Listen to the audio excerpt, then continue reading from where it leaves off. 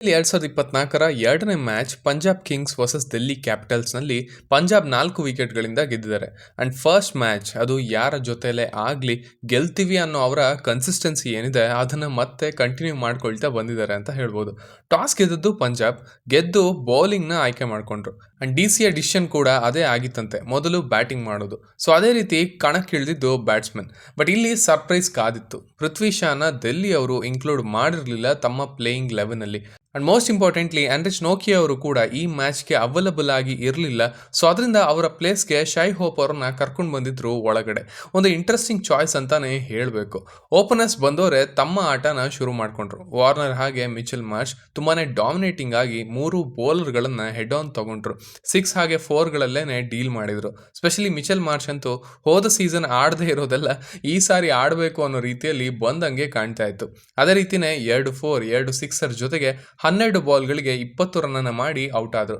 ನಂತರ ಬಂದದ್ದು ಶೈ ಹೋಪ್ ಅವರು ಬಂದು ಒಂದಷ್ಟು ಸಮಯನ ತಗೊಂಡ್ರು. ಬಟ್ ನಂತರ ಅದನ್ನು ಅವರು ಕವರ್ ಮಾಡಿಕೊಂಡ್ರು ಕೊನೆಯಲ್ಲಿ. ಈ ಗ್ಯಾಪಲ್ಲಿ ವಾರ್ನರ್ ಅವರು ಔಟ್ ಆದರು. ಅಂಡ್ ನಂತರ ರಿಷಬ್ ಅವರು ಎಂಟ್ರಿ ಕೊಟ್ಟಿದ್ದು ನೋಡೋದಕ್ಕೆ ಖುಷಿ ಆಯಿತು.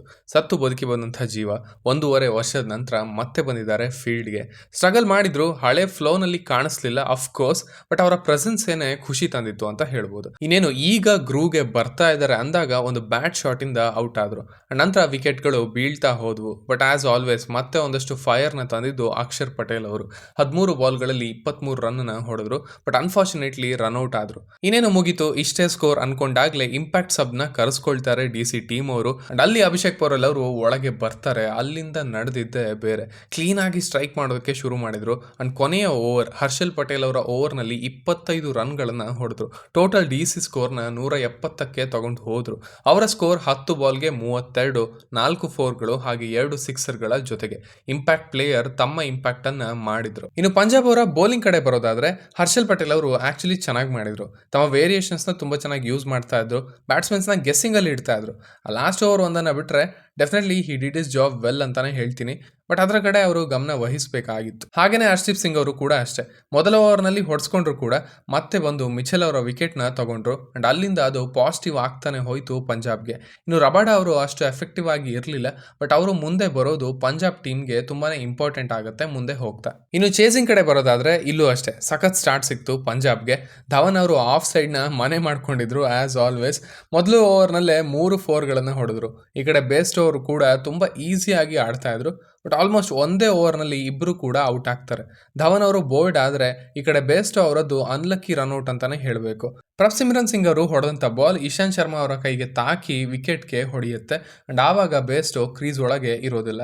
Very unlucky. ನಂತರ ಬಂದಂಥ ಪಾರ್ಟ್ನರ್ಶಿಪ್ ಪಂಜಾಬ್ಗೆ ಕಂಫರ್ಟಬಲ್ ಆಗಿ ವಿನ್ ಆಗೋದಕ್ಕೆ ಹೆಲ್ಪ್ ಮಾಡ್ತು. ಪ್ರಭ್ಸಿಮ್ರನ್ ಸಿಂಗ್ ಹಾಗೆ ಸ್ಯಾಮ್ ಕರನ್ ಅವರು ಚೆನ್ನಾಗಿ ಆಟ ಆಡಿದ್ರು. ಅವ್ರ ಜೊತೆಗೆ ಈ ಕಡೆ ಡಿ.ಸಿ ಸ್ಪಿನ್ನರ್ಸ್ನ ಕೂಡ ನಾವು ಅಪ್ರಿಷಿಯೇಟ್ ಮಾಡಬೇಕಾಗತ್ತೆ. ಕುಲ್ದೀಪ್ ಅವರು ಹಾಗೆ ಅಕ್ಷರ್ ಪಟೇಲ್ ಅವರು ತುಂಬಾನೇ ಕಂಟ್ರೋಲ್ ಮಾಡಿದ್ರು ತಮ್ಮ ಬೌಲಿಂಗ್ನಲ್ಲಿ. ಬಟ್ ರನ್ಸ್ ಅಷ್ಟೊಂದು ಇರಲಿಲ್ಲ ಪಂಜಾಬ್ ಬ್ಯಾಟ್ಸ್ಮನ್ಸ್ನ ಕಂಟ್ರೋಲ್ ಮಾಡೋವಷ್ಟು. ಪ್ರಭ್ಸಿಮ್ರನ್ ಸಿಂಗ್ ಔಟ್ ಆದ ತಕ್ಷಣ ಬಂದದ್ದು ಲಿವಿಂಗ್ ಸ್ಟೋನ್ ಅವರು. ಬಂದವರೇ ಅವರು 21 ಬಾಲ್ಗಳಲ್ಲಿ 38 ರನ್ನ ಹೊಡೆದು ಇದಂಥ ಸಿಚುವೇಶನ್ನ ಇನ್ನ ಬೆಟರ್ ಮಾಡಿ ಕೊಟ್ಟರು ಪಂಜಾಬ್ಗೆ. ಕೊನೆಯಲ್ಲಿ ಖಲೀಲ್ ಅಹ್ಮದ್ ಅವರು 2 ವಿಕೆಟ್ಗಳನ್ನು ತಗೊಂಡು ಸ್ವಲ್ಪ ಇಂಟ್ರೆಸ್ಟಿಂಗ್ ಮಾಡಿದ್ರು ಮ್ಯಾಚ್ನ. ಬಟ್ ಆಗಲೇ ಹೇಳಿದ ಹಾಗೆ ಅಷ್ಟೊತ್ತಿಗೆ ಆಲ್ರೆಡಿ ಕೈ ಮೀರಿತ್ತು ಮ್ಯಾಚ್. ಆಲ್ಸೋ ಇಶಾಂತ್ ಶರ್ಮಾ ಅವರು ಇಂಜೂರ್ಡ್ ಆದರು ಮ್ಯಾಚ್ ಮಧ್ಯದಲ್ಲಿ. ಅಂಡ್ ಇಂಪ್ಯಾಕ್ಟ್ ಪ್ಲೇಯರ್ ಆಗಿ ಇವರು ಒಬ್ಬ ಬ್ಯಾಟ್ಸ್ಮನ್ನ ಆಲ್ರೆಡಿ ತಗೊಂಡಿದ್ದರಿಂದ ಮುಖೇಶ್ ಕುಮಾರ್ ಅವರನ್ನ ತಗೊಳ್ಳೋದಕ್ಕೆ ಆಗಲಿಲ್ಲ ಒಳಗಡೆ. ಸೊ ಆ ಕೊನೆ ಓವರ್ನ ಒಬ್ಬ ಯಂಗ್ಸ್ಟರ್ ಮಾಡಬೇಕಾಗಿ ಬಂತು. ಅಂಡ್ ಅಷ್ಟರಲ್ಲಿ ಮ್ಯಾಚ್ ಮುಗಿದು ಹೋಗಿತ್ತು. ಕಂಫರ್ಟಬಲ್ ಆಗಿ ಪಂಜಾಬ್ ಅವರು ಗೆದ್ದಿದ್ರು ಮ್ಯಾಚ್ನ. ಸೊ ಇಲ್ಲಿ ಮಿಂಚಿದ್ದು ಡೆಫಿನೆಟ್ಲಿ ಅಭಿಷೇಕ್ ಪೌರಲ್ ಅವರು. ಡೆಲ್ಲಿ ಅವರು ಸ್ವಲ್ಪ ನಮ್ಮ ಇಂಡಿಯನ್ ಟ್ಯಾಲೆಂಟ್ಗಳ ಮೇಲೆ ನಂಬಿಕೆ ಇಡಬೇಕು, ಅವರನ್ನು ಮುಂದೆ ಕಳಿಸ್ಬೇಕು. ಇವನ್ ಅಕ್ಷರ್ನ ಕೂಡ ನಂಬರ್ 7ಗೆ ಕಳಿಸ್ತಾರೆ.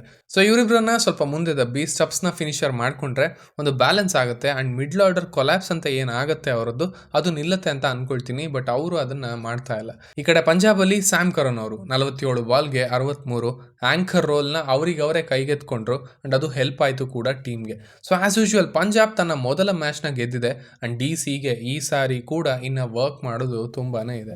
ಸೊ ಇಷ್ಟು ಈ ಮ್ಯಾಚ್ನ ಸಮ್ಮರಿ ಆಗಿತ್ತು. ಇನ್ನು ನಿಮಗೆ ಏನಾದರೂ ಹೇಳೋಕಿದ್ರೆ ಅದನ್ನು ಖಂಡಿತ ಕೆಳಗಡೆ ತಿಳಿಸಿ. ಆಸ್ ಯೂಶುವಲ್ ಸಿಗ್ತಾ ಇರೋಣ.